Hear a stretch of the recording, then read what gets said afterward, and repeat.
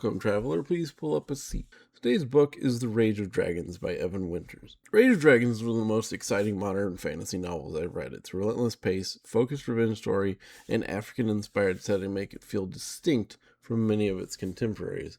At the same time, that focus comes with trade-offs.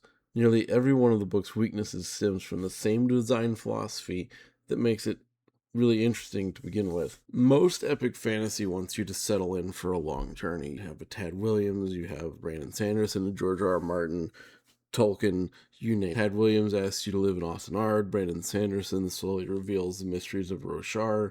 George R. R. Martin lets politics, history, and competing viewpoints shape every chapter. But The Rage of Dragons does something completely different, and really the opposite. It doesn't ask you to slow down, it asks you to hold on. For the most part, it works reasonably well, but the choice has some pretty significant consequences that made it popular for a lot of people, but for a lot of other fantasy fans, kind of pushed them off to the side and lost their interest. And for me, it was a really interesting book, but it's not a book I like to go back to all that often, because it's so focused on the revenge arc that it doesn't have a lot else to say, unfortunately. And this is one of its weaknesses we'll get into. But most epic fantasy breathes. They have quieter chapters, travel moments where characters simply exist and get to know one another and interact and have relationships and so on. Winter strips all of that away.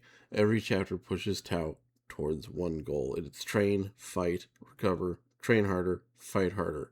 He pushes himself over and over and over and over again, way past any level of the people around him, because he is so focused on his revenge. He strips everything else from his life, and his entire purpose becomes training, because he is a common-born person, and in this world, nobles are born with more physical power and more magical power than commoners, and he wants to be able to overtake that power gap simply by physical training. The result is the novel rarely loses momentum. Pacing mirrors Tau himself. He has no life outside revenge, no hobbies, no dreams, no long-term ambitions.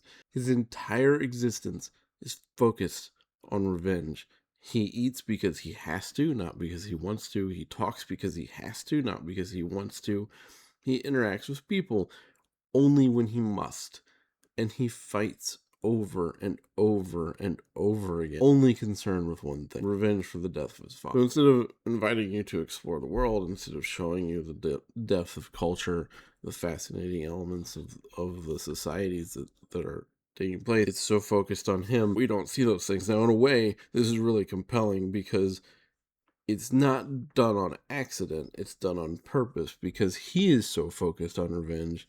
The reader is not shown these other things, but instead also focused on that revenge, leading to a situation where the reader is never invited to this broader world, but also that way for a reason. And it works. You become completely focused just like he is. It's really compelling from a writing perspective and from a reading perspective. But again, it's very limiting in other ways. And it's interesting that what makes this book fascinating to read also makes it kind of shallow in places and hard to come back. Tau is one of the most singular protagonists in modern fantasy. He's not trying to save a civilization or fulfill a prophecy. He's not out to gain power. He wants revenge, and everything else, and I mean everything else, is secondary. And that clarity gives the novel extraordinary momentum. I mean, it is one fight after another fight after another fight after another fight. And unlike a lot of revenge stories that become, gradually this story about, oh, well, the character is going to see the fault in what they're doing and slowly redeem themselves instead and still overcome the villain at the end. The Rage of Dragons completely commits to Tau's obsession. The book succeeds because it's refusing to dilute the premise. It's refusing to say, oh, well, he's going to regret his decisions and actions. We see this a lot. Last of Us 2, a lot of complaints about that game are the character sets out on a redemption arc, and then at the very end decides, or not a redemption arc, sorry, a revenge arc. At the very end decides, no, I'm gonna spare this person. It's fine. Revenge is bad. And you see this frequently in storytelling. And it's one of the things that I am actually specifically avoiding in my own writing of my own fantasy project, which is also a revenge story. And it does not back away from that, because I'm it's a useful trope, it's an interesting trope, but it's worn out. And I'm glad the Rage of Dragons doesn't do that. But there is an issue of that in the second book, but we'll get to that later. The speed of this book is exhilarating, but eventually it begins to expose limitations. Tao is intentionally written as a man consumed by rage, which is the point, but it also means that he spends much of the novel operating on essentially one emotional frequency. He pushes away friends, ignores people trying to help him, makes reckless decisions because revenge overrides every other consideration. And for some reason it's compelling, but for others it makes him feel less like a fully rounded person and more like the embodiment of an idea, which is the point, but it's one of those points that it can be really divisive for readers. I think this works really well for the novel, because that's who Tao has become. But the downside is that you don't get to explore emotional variety in his arc during the first book, really, at all. One of the really fascinating aspects of the book, I think, that really sets it apart, there's two things. One, it's an African-based fantasy. So instead of your typical medieval-based fantasy, you have more of an African culture, from the names of people to the ranks to how everything works. And you have this interesting story of, well, a nation of people who has come from one place to another and invaded a territory and pushed the natives back and is holding on in a basically eternal war against them. But they themselves had lost everything from where they came from and been displaced in the first place. It's really interesting, but it doesn't get explored really much at all in the first book, because we're so focused on revenge. This is why I say it's kind of a double-edged sword. It's really useful, it's really interesting, but then at the same time it takes away from other things that could be even more interesting or really add to the book. The other thing is, when he's training, he figures out he can have a magically powerful woman, called a gifted, send him to Ishiogo, which is their hell dimension, and he can train there against demons and die over and over again, but he learns much, much faster and gains years and years worth of combat experience through these fights, while psychologically and physically tormenting himself because he feels and remembers every wound and every death. It's a really interesting way to have a character become more than they are without him really becoming magical. He doesn't gain magical powers. He just gets so much insight from this fighting. Really interesting, and it's one of the greater strengths of the world building, and I think absolutely fast. Problem is, there's so much action in this book, especially once he gets in Ishiogo. If you aren't a majorly action focused reader, or you aren't willing to focus on action for a book, it can become exhausting.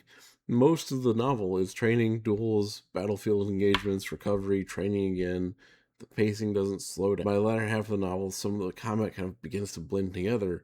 Not because it's poorly written, although it's not the best written combat I've ever seen, but it's certainly not the worst. But there's just so much of it. And you compare that with like a Tad Williams, where he spends chapters developing relationships before a single sword is ever drawn. Winter makes almost the exact opposite choice. Neither approach is necessarily objectively better, because this approach in The Rage of Dragons is the point, but it loses something, and it loses readers. Not that The Rage of Dragons did poorly, it did remarkably well. And one of the great stories of The Rage of Dragons was initially self-published, and it did so well that the author got picked up by a traditional publishing company for their second and then ultimately third, although I don't think the third book's out. Third book, one of the book's greatest strengths is that it draws from traditions rarely seen in mainstream epic fantasy. It's African-inspired. It gives it a distinct identity. Its names, its military traditions, social structure, mythology, all separate it from another medieval European fantasy. At the same time, I wanted more that's so interesting and compelling and rare, especially in African fantasy. I wanted more of that, and we don't get it, because the story is so tightly attached to Tao. Many supporting characters don't receive the development they probably deserve, and the culture doesn't. The culture is like attached on rather than lived in, and it could have been, I think it could have taken the story to another level if it had found a way to blend this revenge, single-minded focused revenge story into also allowing us to see more.